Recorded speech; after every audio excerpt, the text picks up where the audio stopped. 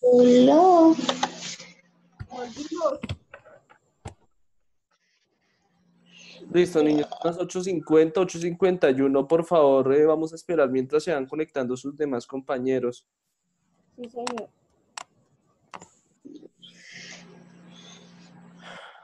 Profe, hay que copiarlo todo. Pues era lo que estábamos copiando, pero No, solo la primera parte, solo la primera viñeta, de resto no. Bueno, si lo quieren copiar, lo copian, pero no es relevante. es necesario. Profe, yo ya voy en el Yo voy en segundo el párrafo. último. Yo ya terminé. Yo también. terminé. Bueno, si terminaron, pues mejor. Listo, niños, entonces estábamos en... Igual si Fuentes la mandó por el chat. Sí. Entonces, digamos, yo estaba explicando que esta palabra de renacimiento significa el renacer de algo. Es el renacimiento del conocimiento, donde el hombre nuevamente se convierte en un ser muy importante dentro de la historia. Voy a hacerle una pregunta a Vaya al último, el de arriba, ¿no? Miguel Ángel Ramírez. 24, contando el primero. Miguel Señor, Ángel Ramírez, por favor, activa la cámara. Les recuerdo que todos tienen que tener la cámara activada. Profe, ¿le puedo pedir un favor? ¿Puedo volverse un segundo? Es que me faltó copiar algo de la diapositiva. Se encuentra Yo en se el las grupo mandé de por WhatsApp. el grupo. ¿Cuál? Ah, ya. Entonces, niños, Miguel Ángel Ramírez activa la cámara. señor, profe, ya, profe. Listo. Entonces, ¿qué es lo que renace según lo que acabé de explicar, Miguel Ángel? ¿Qué es lo que renace?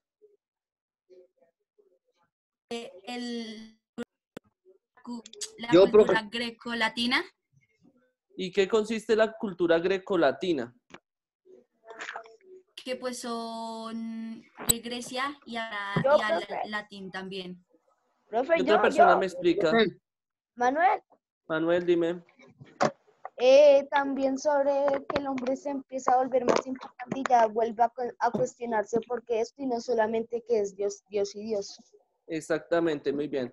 Entonces, como dice No, Manuel y profe, dice el señor Ramírez, vemos que el mundo lo que renace es el mundo clásico greco-romano o también conocido como el mundo clásico greco-latino, porque la palabra greco, insisto, pero viene de la palabra de Grecia, y latino es porque Roma hablaba latín. O sea, también tiene Profe, esos yo dos tengo tipos una cosa de... para complementar. Dime, Mm, te que escucho. ellos por un momento se olvidaron como del Imperio Romano Ujú. en esa época. Sí, o sea, durante la Edad Media el Imperio Romano va a caer como en un olvido, ya el arte romano se va a dejar a un lado y pues digamos es ahí cuando nosotros ya vemos que la Edad Media, pues la construcción de castillos, o sea, también vemos la construcción del arte gótico que ya lo vimos y pues digamos como ese tipo de arquitectura romana y griega se va a dejar a un lado hasta que llega nuevamente el Renacimiento. Por eso dice en la primera parte que es un movimiento social, artístico y literario. Ya también dentro de la parte del arte, que es lo que vamos a ver el día de hoy, tuvo un papel muy fundamental, de igual forma también la parte social, como ahorita lo voy a explicar. Entonces Profe, acá, dime, te escucho. también renace el conocimiento, ¿cierto? Exactamente, eso dentro de la parte social. O sea, digamos, el conocimiento nuevamente juega un papel muy importante porque ya la respuesta no va a ser siempre Dios, sino la respuesta ya tiene una forma lógica y coherente, ¿entendido? Que mañana fue. Listo, entonces digamos acá en esta diapositiva estoy proyectando unas imágenes de lo que era Grecia. Aquí vemos, por ejemplo, vemos acá a Discóbolo de Mirón, Hermes sosteniendo un Dionisio niño, Leoconte y sus hijos, Tales de Mileto, Venus de Milo y Victoria de Samotracia, que digamos son las diferentes esculturas que se encontraban en Grecia.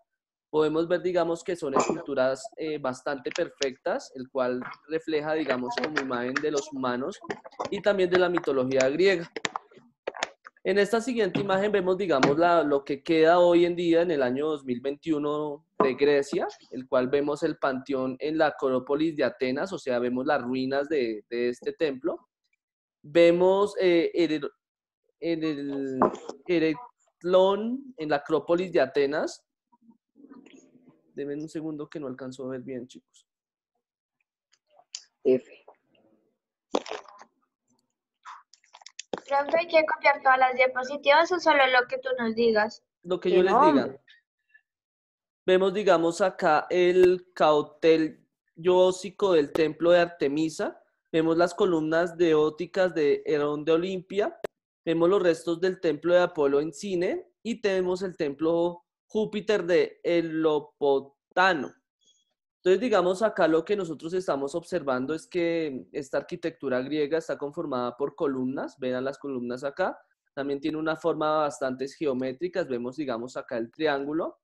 Vemos, digamos, que están, insisto, conformadas también por columnas. Acá ya vemos, digamos, una formación cuadrada. O sea, para mí personalmente este tipo de arquitectura me gusta mucho. Es una arquitectura que admiro, me encanta ver este tipo de arquitectura. Se me hace una arquitectura muy bonita, el cual, digamos, acá la podemos identificar en lo que queda de las ruinas de Grecia. También podemos identificar acá otro tipo, digamos, de la arquitectura griega, el cual, insisto, está conformada por columnas y también por un triángulo. Y, digamos, acá vemos las esculturas griegas. Profe, Entonces, digamos, ¿te escucho? o sea que también los griegos implementaron más las matemáticas porque casi todas sus construcciones eran simétricas a lo que era. Efectivamente, la gran mayoría de las matemáticas también fueron estudiadas por los griegos y por los romanos. No recuerdo cuál es el filósofo de las matemáticas. ¿Alguno de ustedes lo recuerda? Pitágoras. Entonces, Pitágoras precisamente viene de esos tiempos. Entonces, digamos, efectivamente, dentro de Grecia, la gran mayoría de las matemáticas también son muy importantes en Grecia. Entonces, continúa acá en esta explicación. El concepto renacimiento hace referencia al proceso de recuperación de la cultura clásica greco-latina, o sea, se vuelve a recuperar este tipo de arte que les acabé de mostrar. Se llevó a cabo en Italia desde finales del siglo XIV y en gran parte de Europa durante el siglo XVI, tras el olvido medieval. Renacimiento. Los pensadores renacentistas pretenden extender un puente, o sea, un puente, porque digamos durante la Edad Media no pasa nada, no ocurre nada. Entonces lo que hace es la cultura cristiana hace un puente entre la cultura antigua y la edad moderna. O sea, como tratarse de hacer como un salto inmediato para volver a renacer esta cultura que ya había desaparecido. Entonces, digamos, los cristianos juegan un papel importante, especialmente este renacimiento sucede en la gran mayoría de Europa, e insisto, la gran mayoría de Europa hoy en día son cristianos. Y la antigüedad y el mundo clásico que les permita reafirmar sus ideales humanistas. Dentro de este aspecto, el ser humano se convierte nuevamente en el centro del universo, se convierte, digamos, en un ser humano que todo lo puede, todo lo construye, al ser humano no le queda nada imposible, gracias al uso de su razón y de su inteligencia, todo lo va a lograr. Entonces, digamos, estos ideales humanistas es que el ser humano no le va a quedar nada imposible, sino todo lo va a conquistar. Entonces, digamos, dentro de esa parte el ser humano se va a llenar, se va a sentir capaz de lograr todo lo que quiera, y es, digamos, aquí donde se puede reafirmar sus ideales humanistas. Mientras que durante la Edad Media, digamos, era completamente diferente la historia. O sea, el ser humano estaba siendo reprimido, el ser humano le tenía muchísimo temor e incluso puede decirse miedo a Dios. Entonces el ser humano no podía hacer nada. Adicionalmente que si la iglesia me veía a mí haciendo algo, digamos, a favor de la ciencia, me iba a acusar de brujería, me iba a acusar que estaba en contra de las leyes de Dios. Entonces el ser humano se va a bloquear, por eso insisto que durante la Edad Media no va a pasar muchas cosas, o sea, lo único que va a pasar son guerras, conflictos y una cantidad de dificultades, el cual se dice algunos historiadores que durante la Edad Media el ser humano se bloqueó casi 1000 años. ¿Entendido hasta acá? Sí, señor. Listo. Los artistas del Renacimiento recuperaron motivos propios del arte y arquitectura de la antigua Grecia y Roma. Vean esta característica.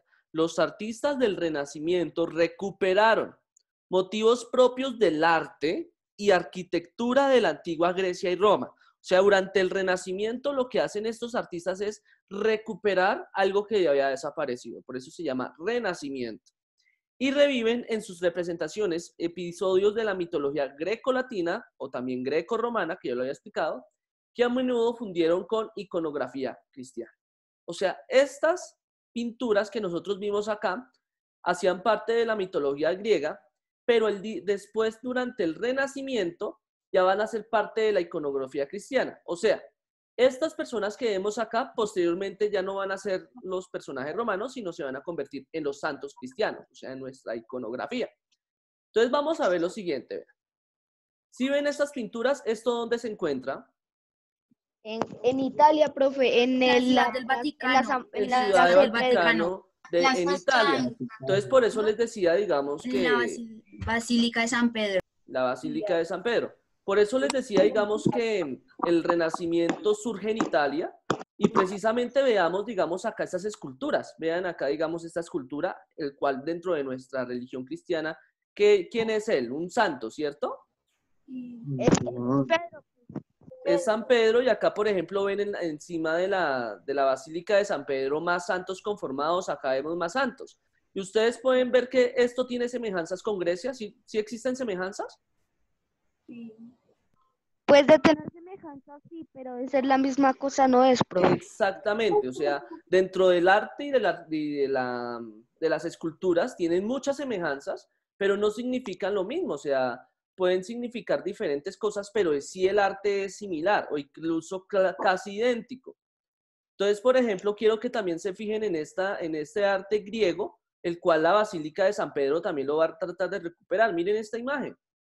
Por ejemplo, miren acá lo que yo les decía ahorita de Grecia, está conformado por columnas. Miren las columnas en la Basílica de San Pedro y miren las columnas nuevamente acá en Grecia. O sea, también las columnas nuevamente vuelven a resurgir dentro del Renacimiento. Aquí también vemos, por ejemplo, acá las columnas y miren acá el triángulo. O sea, el triángulo que también caracteriza dentro de la arquitectura griega, entonces también se encuentra acá representado. Lo único, digamos, que ya viene adicional, que no tiene nada que ver con Grecia y Roma, ya es la parte de la cúpula. Pues digamos que eso sí fue inventado durante la Edad Media.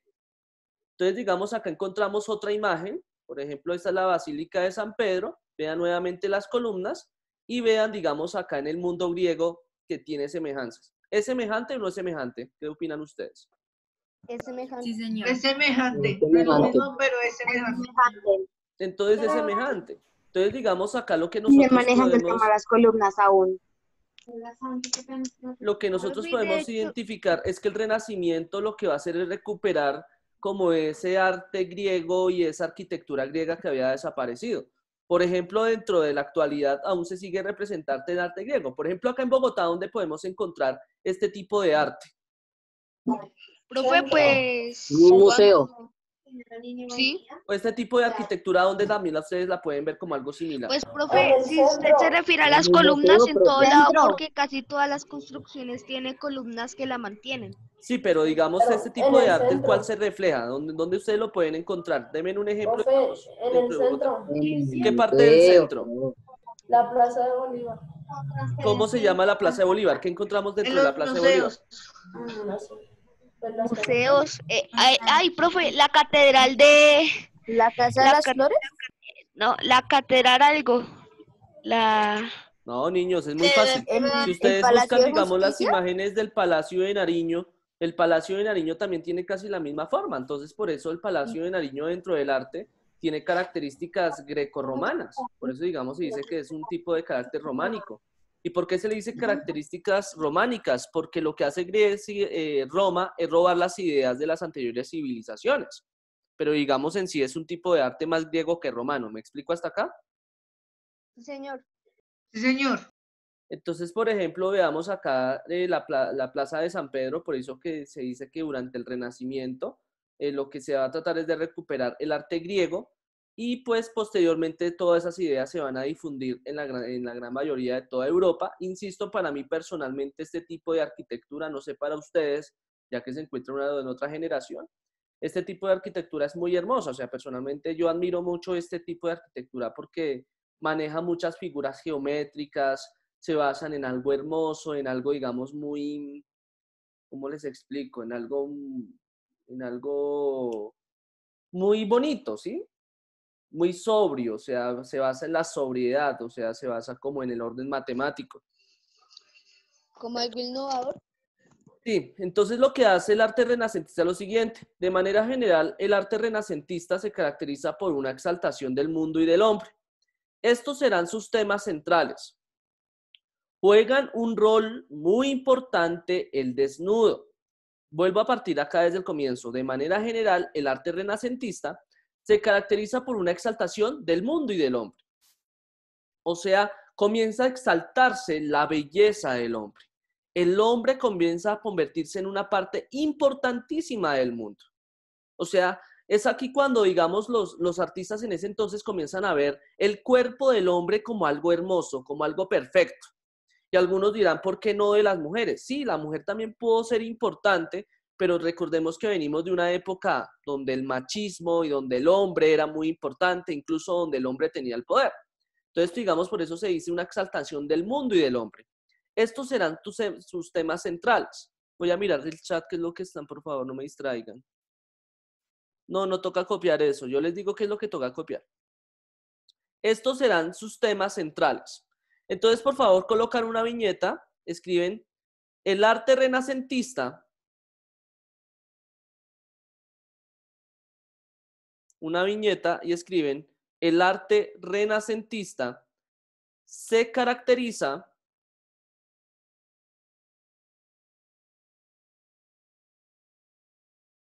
por una exaltación del mundo y del hombre. Solo copian hasta ahí. Entonces sigo explicando.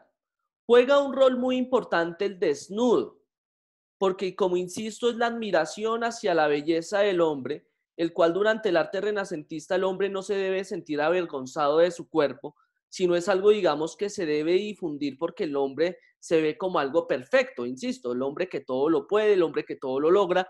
Entonces, si el hombre ha llegado tan lejos, ¿por qué sentirnos apenados o por qué sentir pena de nuestro propio cuerpo? Que refleja un estudio de los cuerpos, de la proporción, el equilibrio y la búsqueda de la perfección. O sea, esto el arte renacentista busca la perfección del hombre, convertirlo como en un ser casi perfecto. Esto muestra, además de la preocupación artística, las nuevas preocupaciones del mundo.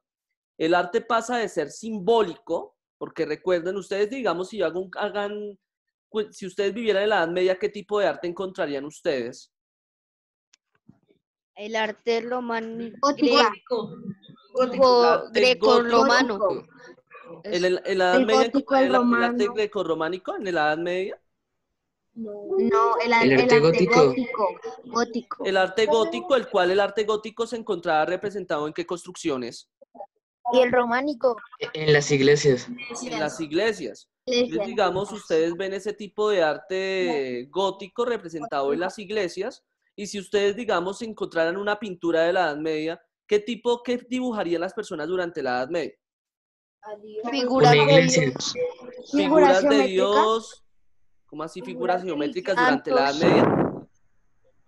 Eso dijo Indauro, yo no sé. Figuras sagradas. No, yo no dije eso.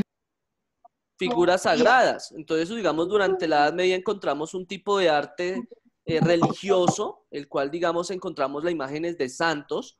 Podemos encontrar la imagen de escultura representando a tales santos, representando a Jesús, representando a María, porque, digamos, durante la Edad Media el hombre, como verse como algo perfecto, pues durante la Edad Media la única persona que era perfecta, ¿quién era?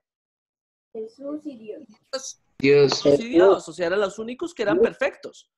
Entonces, digamos, por eso, digamos, durante la Edad Media, la imagen de Dios era muy importante, y si vamos a irnos al arte, las únicas imágenes que nosotros podemos encontrar son las imágenes de tipo religioso, ya que si algún sacerdote o la iglesia encontrase alguna imagen de un hombre que no se sabe quién es, o sea, una persona que no fuese santa, pudiese decir que esa persona estaba idolatrando a los hombres y que los hombres, digamos, Profe, una pregunta. estaban adorando a alguien que, en pocas palabras, al diablo. Dime, te escucho. Digamos que hace 100 y pico de años llegó Jesús a la tierra y supongamos que nosotros lo matamos. En este momento estaríamos como en la Edad Media. ¿Por qué? Pues porque tú dices que después del asesinato de Jesús por los romanos, la religión cristiana empezó a tomar más fuerza en Italia y en Europa. Entonces, de ahí partió la Edad Media, ¿no? Sí. Entonces, ¿por qué dices que ahorita estamos viviendo la Edad Media? No, o sea, yo puse un ejemplo, si hubiéramos, No te si escucho. hubiera vivido. Solamente yo te puse un ejemplo porque yo te dije que si hubiéramos suponido que Jesús hubiera venido aquí a Colombia, digamos, hace 100 y pico de años, lo matamos nosotros. En este momento estaríamos como parados en la Edad Media. Eso depende, o sea, eso depende, digamos, si la imagen de Jesús hubiese tomado fuerza, además que la historia va variando, les recuerdo, digamos, que la invasión de los bárbaros y todo ese tipo de historia también va generando que la imagen de Dios para ser rey debe ser una imagen muy importante, por eso les decía que entre la imagen del rey y Dios era muy importante, debían estar unidas, ¿cierto? Si el rey quería ser el rey, tenía que tener de lado la iglesia para que la iglesia le dijese a las personas que el rey era un enviado de Dios. ¿Me explico hasta acá? Entonces, Sí, respecto señor. a lo que tú dices, digamos, si Jesús hubiese venido hace 100 o 200 años acá en Colombia, si ahorita nos encontraríamos en la Edad Media, no sé decirte. O sea, la historia va variando, el ser humano es el que construye la historia y la historia puede tener diferentes variantes. ¿Me explico hasta acá? Sí, señor. Sí, señor. El caso, digamos, lo que hay que tener presente es que durante la Edad Media sí la iglesia jugó un papel muy importante.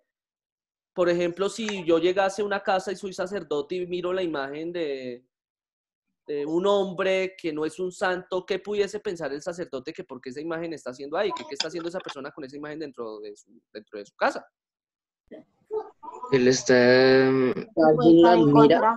¿No está Es qué? la misma que Con él es Dios. presente y No apoya Está re loco. la religión ahí yo cristiana. pensaría que todos, pues en ese caso todos nos equivocamos y todos somos pecadores. O sea, vuelvo a insistir, si yo viviese en la Edad Media, yo llego a la casa de un vecino y supuestamente, digamos, Dios es la única imagen que es muy importante para todos nosotros. Y yo encuentro la pintura de uno, o sea, en vez de un santo, o en vez de Dios, o en vez de Jesús, en vez de María, encuentro la imagen de un hombre cualquiera, alguien que yo no conozco. ¿Qué pudiese pensar esa persona o qué pudiese pensar del sacerdote? ¿Que le estaría haciendo culto al diablo? En pocas palabras, ¿Está digamos contra la exactamente, más que digamos que religión de Dios? más que estarle haciendo un culto al diablo, está haciéndole un culto a alguien que no es Dios. Entonces, Que digamos, no se es vería muy Dios. mal visto. Entonces, Que digamos, no le corresponde. entonces lo que busca el arte renacentista es como acabar con esa imagen y pues ya ver como el hombre como algo hermoso, o sea, no lo estoy idolatrando, pero sí estoy admirando su belleza. Ahorita voy a explicar esta parte. Entonces dice, esto muestra además de la preocupación artística, las nuevas preocupaciones del mundo, el arte pasa de ser simbólico, o sea, pasó de ser tan solo algo que yo adoro, una imagen que yo adoro, pasó a tratar de imitar la realidad lo más fielmente. O sea, lo que busca el arte renacentista es buscar de imitar la perfección humana, o sea, que el arte, si yo elaboro una pintura, tiene que ser muy semejante a la persona que yo pinté. Si yo hice una escultura, tiene que ser muy semejante a la persona que yo elaboré la escultura. ¿Me explico hasta acá? Tiene que ser perfecto. Exactamente. O sea, la imagen tiene que ser perfecta, casi idéntica a una Profe. fotografía. Dime.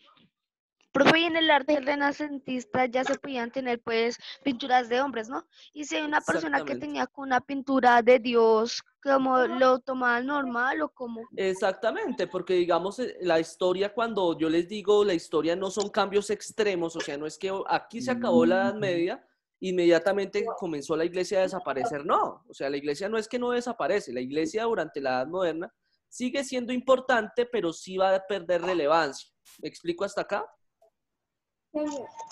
Y no significa que de la noche a la mañana las personas comiencen a dejar de creer en Dios, siguen creyendo en Dios, pero también lo único que va a aparecer es la exaltación hacia la belleza del hombre. No significa que en mi casa, que porque yo inmediatamente pertenezco al arte renacentista, yo no deje de creer en Dios. Sí, las personas siguen creyendo en Dios, pero no tan fielmente como antes lo era. O sea, ya va a perder, como digo, y la relevancia, pero no significa que la iglesia deje de ser importante. Incluso hasta nuestros días, hoy la iglesia sigue siendo importante, pero como insisto, durante la Edad Media fue mucho más importante de lo que es hoy en día. ¿Me explico hasta acá? Sí, señor. Sí, señor. Listo. Entonces, junto con este elemento es muy importante destacar que desde el punto de vista, el arte, el uso, la perspectiva, que marcan un punto de separación del anterior arte.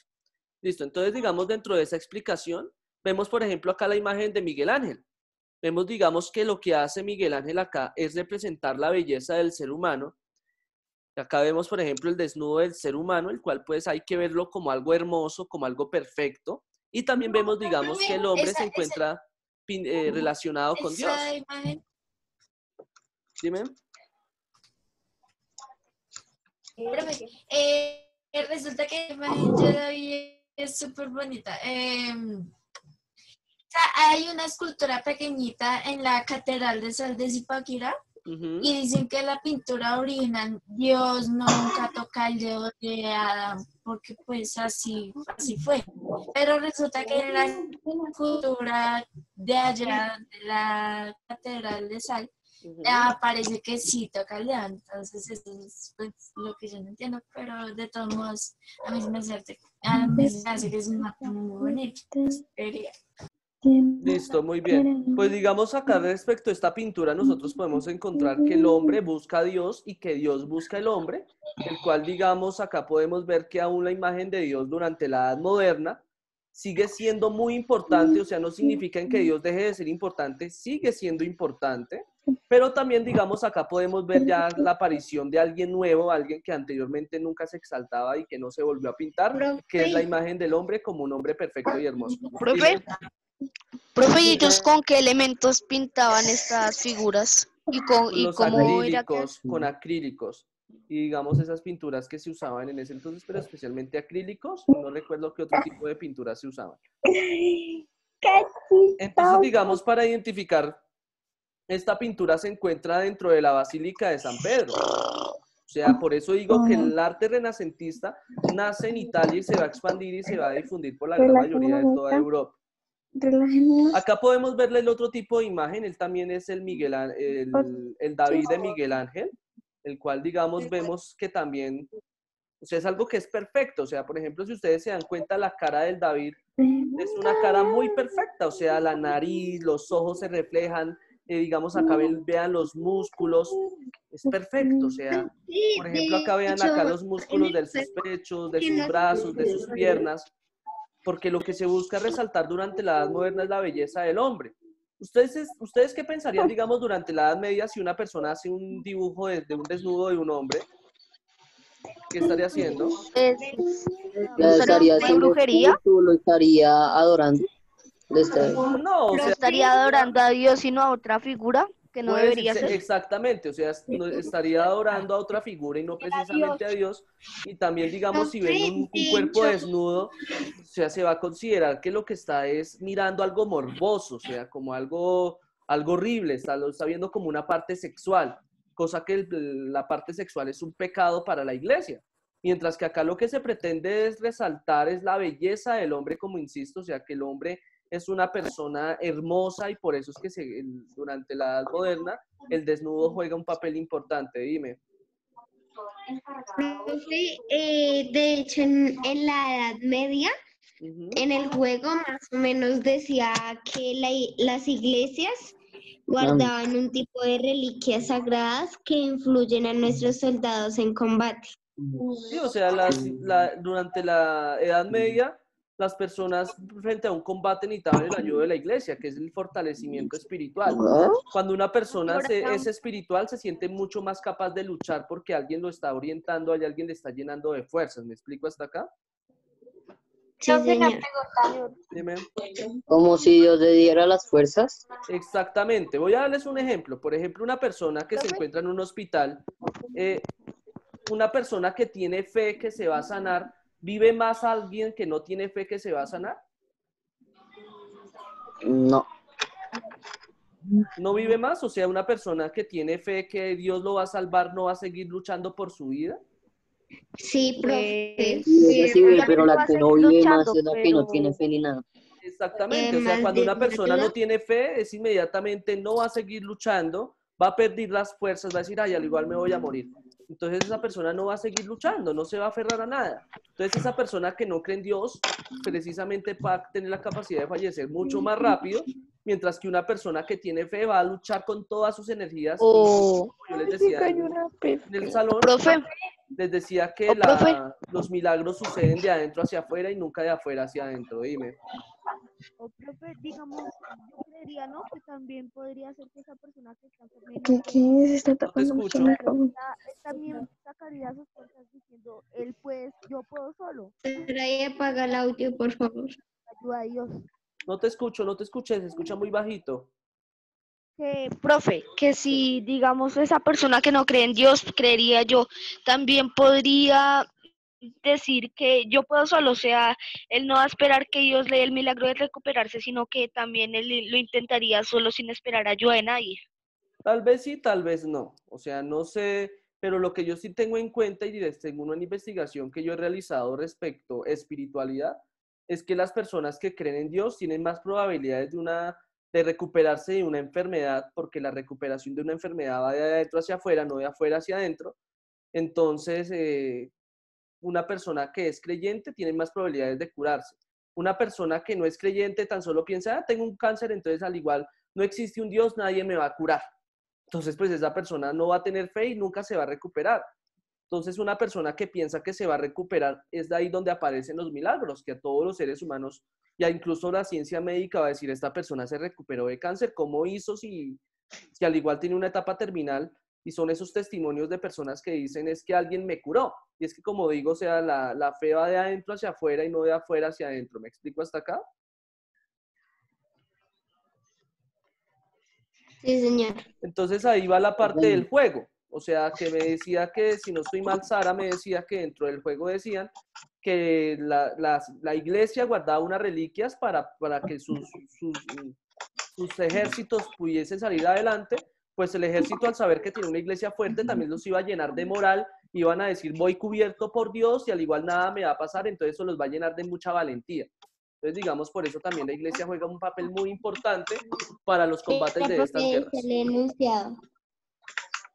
Sí, eso, o sea, una persona, por ejemplo, que sienta que algo lo protege, que tienen un escudo adicional que es la iglesia, van a sacar fuerzas de donde no nunca sabe y van, por eso, digamos, Dios juega un papel muy importante durante la Edad Media, ¿entendido? Sí, señor. Listo, continúo. Cambios de la Edad Media al Renacimiento. ¿Cuáles fueron esos cambios? Edad Media, siglo V al siglo... Edad Media del siglo V al siglo XV. La sociedad medieval está estructurada en tres clases sociales, la nobleza, el clero y el pueblo. Y ya al llegar el Renacimiento surge una nueva clase social, el cual no estaba durante la Edad Media, que era tan solo el rey, la iglesia y el pueblo, digamos que eran campesinos. Después, durante el final de la Edad Media, el comercio comienza a jugar un papel muy importante, ¿cierto? El cual, digamos, va a ocasionar que esas personas comerciantes van a acumular tanto dinero, incluso pasar por encima del dinero del rey, y es aquí donde aparece una nueva clase social que es la burguesía. Cada vez que ustedes piensen que es un burgués o la burguesía, ustedes piensen que es una persona que tiene muchísimo dinero, o sea, lo que hoy en día nosotros hablamos de una persona que es rica o millonaria. ¿Entendido hasta acá? Sí, señor. Okay. Está formada por comerciantes y artesanos que tienen muchísimo dinero. O sea, cada vez que ustedes piensen en una persona burguesa o en una clase social de la burguesía, piensen que es una persona que tiene muchísimo dinero. Listo. Cambios de la Edad Media al Renacimiento. Durante la Edad Media, el pueblo era analfabeto. ¿Por qué era analfabeto? La cultura estaba encerrada en los monasterios. O sea, los únicos que tenían derecho a aprender quiénes eran durante la Edad Media. Profe, señor, no te escuché bien. Los ricos. No, porque insisto que, digamos, durante la Edad Media estaba el pueblo y estaban los campesinos, el cual no existían ricos. Los ricos van a aparecer después gracias al comercio y se va a fortalecer Profe, durante la pues Edad Moderna. sería la iglesia, ¿no? Ahí muy bien. Entonces, los únicos que tenían derecho a educarse era la iglesia y también los nobles o la monarquía, pero especialmente la iglesia, porque la iglesia, ¿cuál era la institución que estaba encargada de la educación en ese entonces?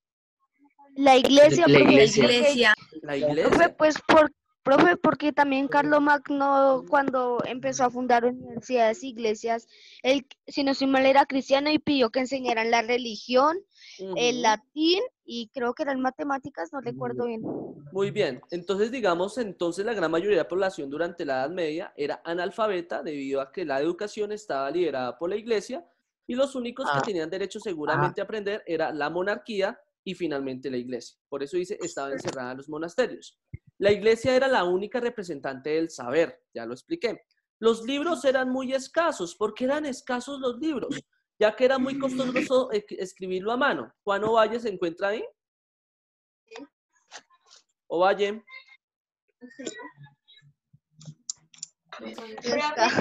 Llega a cerrar la clase, nos Ovalle. volvemos a conectar. Señor. Ovalle, si yo te digo a ti, por favor, ¿te dejas ver en la cámara? Por favor, no me coloques solamente la imagen. ¿Listo? Entonces, Ovalle, si yo te digo a ti, me tienes que transferir la Biblia a mano porque no hay imprenta, porque no hay fotocopiadoras, porque no hay nada de eso. ¿Tú lo harías? Pues depende. Si me pagan, sí. ¿Quién dijo si me pagan? ¿Quién dijo? Yo, profe. Samuel. Entonces, si a ti te paga, digamos, si tú me la pasas la Biblia a mano, sería, ¿me cobrarías mucho o me cobrarías poco porque me la pasaste a mano? Pues como la Biblia es tan larga, pues depende. Pero sí me cobrarías mucho. Profe, Yo cobraría. De pronto. De pronto. ¿Y quién cobraría harto y por qué? Yo, profe.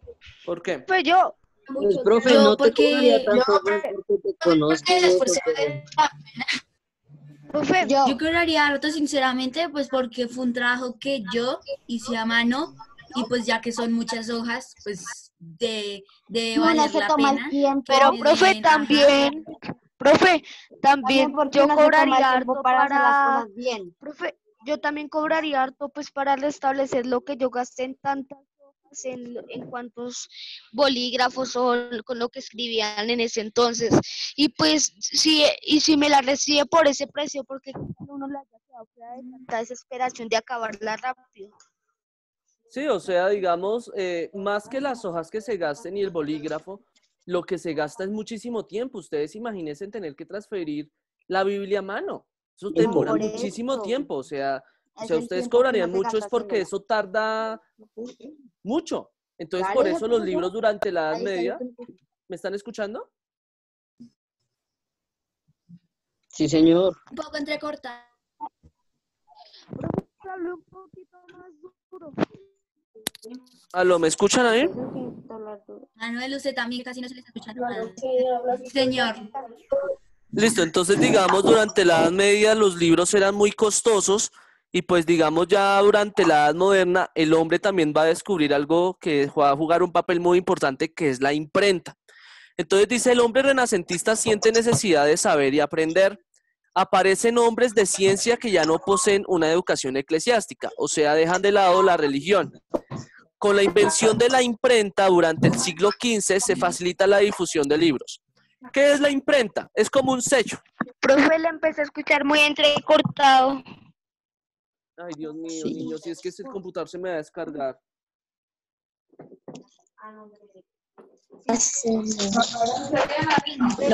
¿Ahí me escucha? Sí, profe, pero ¿puedes repetir lo que ahorita dijiste?